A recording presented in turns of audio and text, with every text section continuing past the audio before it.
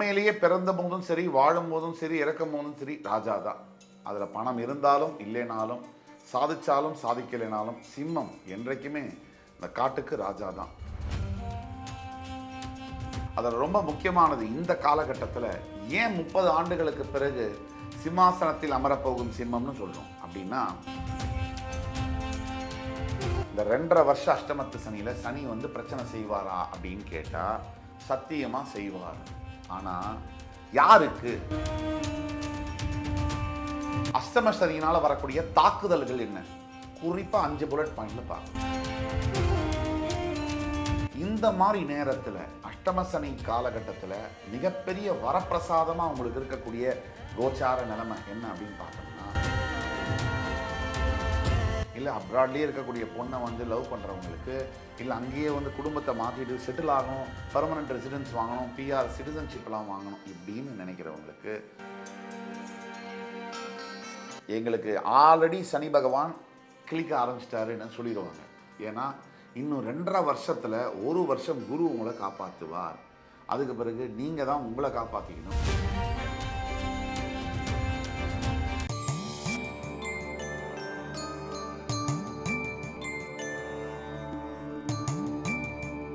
வக்ரதுண்ட மகாகாய சூரியகோடி சமப்பிரபக அவிக்னம் குருமே தேவ சர்வகாரியேஷு சர்வதா. தென்னாட்டுடைய சிவனே போற்றி, என் நாட்டவர்க்கும் இறைவா போற்றி. நண்பர்களே, இந்த புத்தம் புதிய காணொலியில் உங்கள் அத்துணை பேரையும் வரவேற்பதில் மிக்க மகிழ்ச்சி கொள்கிறேன். இன்றைக்கு நம்ம பேச போகிற தலைப்பு ரொம்ப முக்கியமான ஒரு தலைப்பு, வித்தியாசமான தலைப்பு. இந்த சீரியஸ், அதாவது பல ஆண்டுகளுக்கு பிறகு சில ராசிகளுக்கு ஏற்படும் மிகப்பெரிய மாற்றங்கள். அந்த வரிசையில் இன்றைக்கு நம்ம பேச போகிறது 30 ஆண்டுகளுக்கு பிறகு சிம்மாசனத்தில் அமரப்போகும் சிம்மம். சிம்மம் அப்படின்னு சொன்ன உடனே நம்ம எல்லாருக்கும் மனதில் நினைவில் வருவது கர்ஜிக்கக்கூடிய தன்மை. சிம்மம் வந்து சாதாரண ஆளுங்களா இல்லை. சிம்மம் வந்து நினச்சா எதையும் சாதிக்கக்கூடிய ஒரு திறமையும் அந்த உழைப்பும் சேர்ந்த ஒரு ராசி தான் சிம்மம். சிம்மத்தை பற்றி பேசுறதுக்கு பல ஆண்டுகள் தேவை அப்படின்னு சொன்னாலும் மிக இல்லை. சிம்மம் உண்மையிலேயே பிறந்த போதும் சரி, வாழும் போதும் சரி, இறக்கும் போதும் சரி ராஜா தான். அதில் பணம் இருந்தாலும் இல்லைனாலும், சாதிச்சாலும் சாதிக்கலைனாலும் சிம்மம் என்றைக்குமே இந்த காட்டுக்கு ராஜா தான், நாட்டுக்கும் ராஜா தான். கிரகங்களை, நவகிரகங்களில் முக்கியமான ஒரு கிரகம் சூரியன். நவகிரகத்துடைய ராஜான்னு சொல்கிறோம். அப்படிப்பட்ட சூரியன், அவரையே அதிபதியாக கொண்ட இந்த சிம்மம், எல்லா கிரகமுமே சூரியனை சுற்றி தான் வரும் ராசி மண்டலத்தில். அதுதான் வந்து நவகிரகம்னு சொல்கிறோம். சூரியன் வந்து யாரையும் சுற்றுறதில்ல, அவர் ஒரே இடத்துல தான் நிற்பார். ஏன்னா அவர் ராஜா. அந்த ராஜாவை தான் அதிபதியாக கொண்ட சிம்மம் எல்லா ராசியையுமே ஆட்டி படைக்குது. கால புருஷனுடைய பூர்வ புண்ணிய ஸ்தானமாக வருது. சிம்மத்துக்கு வந்து பல விஷயங்கள் சொல்லலாம், சொல்லிகிட்டே போகலாம். அதில் ரொம்ப முக்கியமானது இந்த காலகட்டத்தில் ஏன் 30 ஆண்டுகளுக்கு பிறகு சிம்மாசனத்தில் அமரப்போகும் சிம்மம்னு சொல்கிறோம் அப்படின்னா, நாமெல்லாம் நினைக்கிறோம் பொதுவாகவே வாழ்க்கையில் நமக்கு ஒரு கஷ்டம் வரும்போது புலம்புறோம், கதறோம், அழுகிறோம், வேதனைப்படுறோம். இதெல்லாம் கரெக்டுன்னு நினைக்கிறோம். ஆக்சுவலாக சொல்லப்போனால் இது மனித இயல்பு, இது உண்மைதான். ஆனால் நல்லா புரிஞ்சுக்கோங்க, கஷ்டமே இல்லாத ஒரு மனுஷன் எதுக்குமே பிரயோஜனப்பட மாட்டான். ஒரு மனுஷனுக்கு வாழ்க்கையில் கஷ்டம் வருதுன்னு சொன்னாலே வந்து அவன் ஏதோ பெரிய நல்ல காரியத்துக்கு தயாராகிறான்னு அர்த்தம். நீங்கள் அனுபவம் அப்படிங்கிறத எந்த கடையில், கார்ப்பரேட் கம்பெனியில் கூட 10,000 கோடி கொடுத்து வாங்க முடியாது. அந்த அனுபவம் இயற்கையில் கடவுள், சனி ஈஸ்வரன் அவர் கொடுக்கக்கூடியது தான். அது அடியல்ல அனுபவம். அப்படி அந்த அனுபவம் வரும்போது அந்த நேரத்தில் வேதனையாக இருக்கும். ஆனால் மருந்தை சாப்பிடும்போது கசத்து போனாலும் கூட அந்த மருந்து தான் நமக்கு உயிரை காப்பாற்றும் அப்படிங்கிற நினைவு நமக்கு வேணும். நிஜப்பரி வாழ்க்கையில் கூட இந்த அவஸ்தைகள், நம்ம படக்கூடிய கஷ்டங்களும் ஏதோ ஒரு பெரிய நிலைக்கு நம்மளை எடுத்துகிட்டு போகிறதுக்கு, அடுத்த நிலைக்கான ஒரு ஆயத்த பணி தான் அப்படிங்கிறத நம்ம புரிஞ்சுக்கணும். 7.5 சனி, அஷ்டம சனி அப்படின்னா என்ன? 7.5 சனினா சந்திரன் ராசி மண்டலத்தில் எங்கே இருக்காரோ அதுதான் நம்ம ராசி. சந்திரன் நம்ம மைண்டு. அந்த சந்திரன், அந்த மைண்டை வந்து சனி பிடிச்சார் அப்படின்னா அதுதான் 7.5 சனி. சனியுடைய நேச்சர் இதெல்லாம் பற்றி பல தடவை பேசியிருக்கோம்.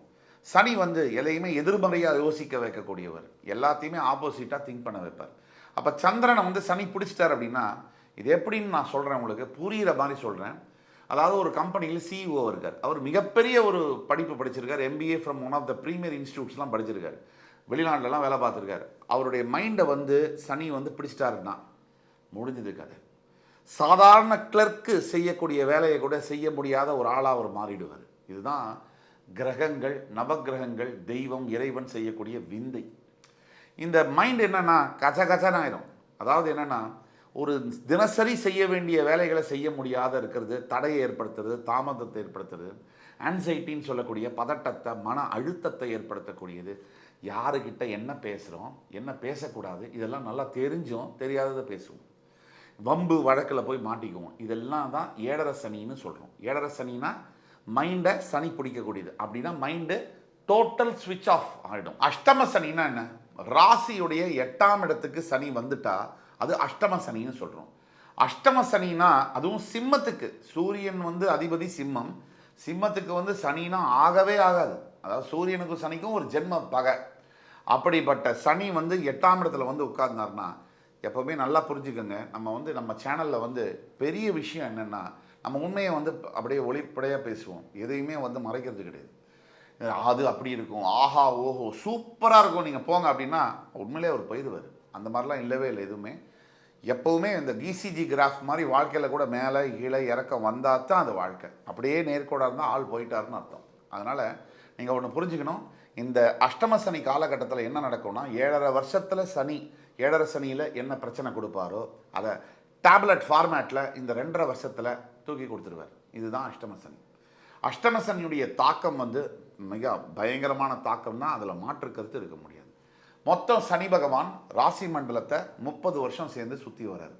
அதில் அவர் எடுத்துக்கக்கூடியது 2.5 வருஷம் இந்த அஷ்டம சனியும் 7.5 வருஷம் அந்த 7.5 சனியும் சேர்த்தா 10 வருஷம் மிக கடினமான பிரச்சனைகளையும் மிக கடினமான தொல்லைகளையும் தரார். எந்த ஒரு மிஷினையும் டெஸ்ட் பண்ணாதான் அதை குவாலிஃபை ஆகும், அந்த குவாலிட்டி பாஸ் பண்ணி குவாலிஃபை ஆகும் அதை யூஸ் பண்ணுறதுக்கு. அப்படி தான் மனிதனும் நம்ம பரீட்சை எழுதினா தான் அந்த பாடத்தை வந்து நம்ம வந்து பாஸ் பண்ண முடியும். அதாவது இந்த 10 வருஷம் மிகப்பெரிய துக்கங்கள், தொல்லைகள், கவலைகள் உடல் ரீதியாக மன ரீதியாக இருக்கும். இன்னொரு 10 வருஷம் சனி உங்களை கண்டுக்கவே மாட்டார். இன்னொரு 10 வருஷம் சனி உங்களை சூப்பராக எல்லாமே செய்வார். தான தர்மத்துக்கெல்லாம் பேர் போனவர், தராசுங்கிற துலாம் ராசியுடைய சிம்பல், அங்கே போய் உச்சம் பெறக்கூடிய நீதிமானவர், நீதியை வழங்கக்கூடியவர். இதில் ரொம்ப முக்கியம் அஷ்டம சனின்னு சொன்ன உடனே நான் 30 ஆண்டுகளில் சிம்மாசனத்தில் அமரப்போகும் சிம்மம்னு சொல்லியிருக்கேன். அதுக்கு ரொம்ப முக்கியமான காரணம் என்ன அப்படின்னு நம்ம பார்த்தோம்னா, இந்த 2.5 வருஷம் அஷ்டமத்து சனியில் சனி வந்து பிரச்சனை செய்வாரா அப்படின்னு கேட்டால் சத்தியமாக செய்வார். ஆனால் யாருக்கு? அதான் $1,000,000 கொஸ்டின். சனி பிரச்சனை செய்யணும்னா நீங்கள் சிம்ம ராசியாக இருக்கணுங்கிற அவசியம் இல்லை. மகரம், கும்பம் அவருடைய ராசியாக இருந்தாலும் பிரச்சனை செய்வார். சனி ஒரு தர்ம தலைவன், தர்மத்தின் தலைவன். அவர் வந்து சிம்மமா இதெல்லாம் பார்க்க மாட்டார். அவருக்கு யாராக இருந்தாலும் தப்பு செய்யலை அப்படின்னா, சிம்ம ராசியில் பிறந்தவராக இருந்தாலும் அஷ்டமத்து சனி காலகட்டத்தில் அமோகமான ராஜயோகங்களை தரக்கூடியவர் தான் சனி பகவான். நீங்கள் தப்பு செய்யலை, உங்கள் கர்மா க்ளீனாக இருக்குது, எந்த தப்பும் செய்யலை, அடுத்தவங்க கூடியே கெடுக்கலை, இந்த பணத்துக்கு ஆசைப்பட்டு கண்ணா பின்னான்னு யாரையும் எதுவும் பண்ணல, ஏமாத்தலை, இந்த தேவையில்லாத வார்த்தைகளை மற்றவங்க மேலே போடலை, சுயநலத்துக்காக எந்த வேலையும் செய்யலை, எந்த ஒரு ஏமாத்து, திருட்டு, பொய் வழக்கெல்லாம் எதுவும் பண்ணலை, பெண்களை முக்கியமாக வந்து தலைக்குறைவாக நடத்தலை, அசிங்கமாக பேசலை, தான் செய்ய வேண்டிய கடமையை பையனா, தாய் தந்தையருக்கு, கணவனுக்கு எல்லாத்துக்கும் செய்கிறோம், குழந்தைகளுக்கு செய்கிறோம், இதெல்லாம் இருந்ததுனாலே சனி வந்து உங்களுக்கு எதுவும் செய்ய மாட்டார். ஆனால் இந்த அஷ்டம சனி காலகட்டத்தில் சனி பகவான் வந்து எந்த சிம்ம ராசிக்கு சிம்மாசனத்தை தருவார்னா, உங்களுடைய கர்மா நீட்டாக இருந்துச்சுன்னா உங்களுக்கு இந்த அஷ்டம சனி வேலை செய்யும். அஷ்டம சனியினால் வரக்கூடிய தாக்குதல்கள் என்ன? குறிப்பாக 5 புல்லட் பாயிண்டில் பார்க்கலாம். முதல்ல மனசு வந்து சரியாக இயங்காது. நம்மளை பார்த்து கைகட்டி நின்னவெல்லாம் நம்மளை பார்த்து கைகொட்டி சிரிப்பான். 2, நம்ம வந்து எந்த வார்த்தையை பேசும்போதும் கூட தயக்கத்திலேயே தப்பாக பேசுவோம்.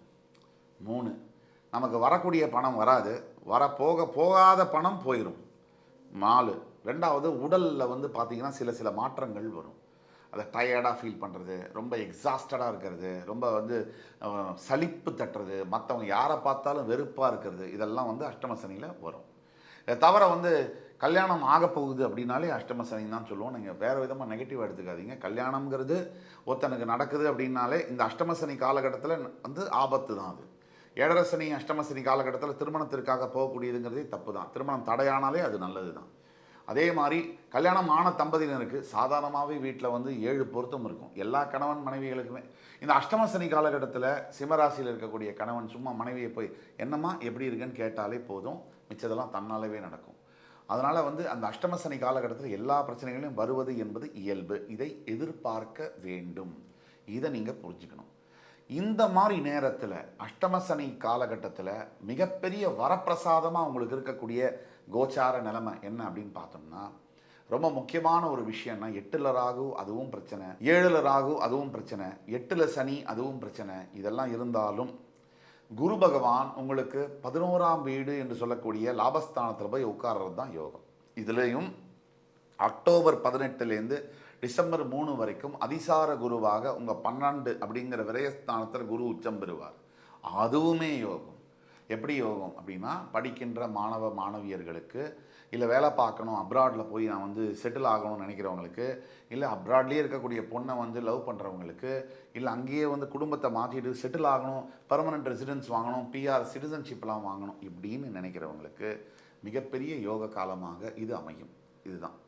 இப்போது இதெல்லாம் ஒரு பக்கம் இருக்கட்டும். குரு இந்த நேரத்தில் அஷ்டம சனி காலகட்டத்தில் இந்த 2.5 வருஷத்தில் இப்போ அஷ்டம சனி மார்ச் மாதம், அதாவது மார்ச் மாதம் வந்து ஆரம்பித்தது வந்து இது வந்து திருக்கணித பஞ்சாங்கப்படி, வாக்கிய பஞ்சாங்கப்படி மார்ச் 2027 தான் அஷ்டம சனி ஆரம்பிக்குது. ஆனாலுமே இப்போ நீங்கள் சிம்மராசிக்காரங்களை கேட்டிங்கன்னா எங்களுக்கு ஆல்ரெடி சனி பகவான் கிளிக்க ஆரம்பிச்சிட்டாருன்னு சொல்லிடுவாங்க. ஏன்னா இன்னும் 2.5 வருஷத்தில் 1 வருஷம் குரு உங்களை காப்பாற்றுவார். அதுக்கு பிறகு நீங்கள் தான் உங்களை காப்பாற்றிக்கணும். நீங்கள் பாவ கர்மாவை செய்தால் பாவ பிரச்சனைகள் நமக்கு வருது, நல்ல கர்மாவை செய்தால் நல்லது நமக்கு நடக்குது, எந்த தொந்தரவும் இல்லாமல் இருக்குது. இதை நீங்கள் புரிஞ்சுக்கணும்.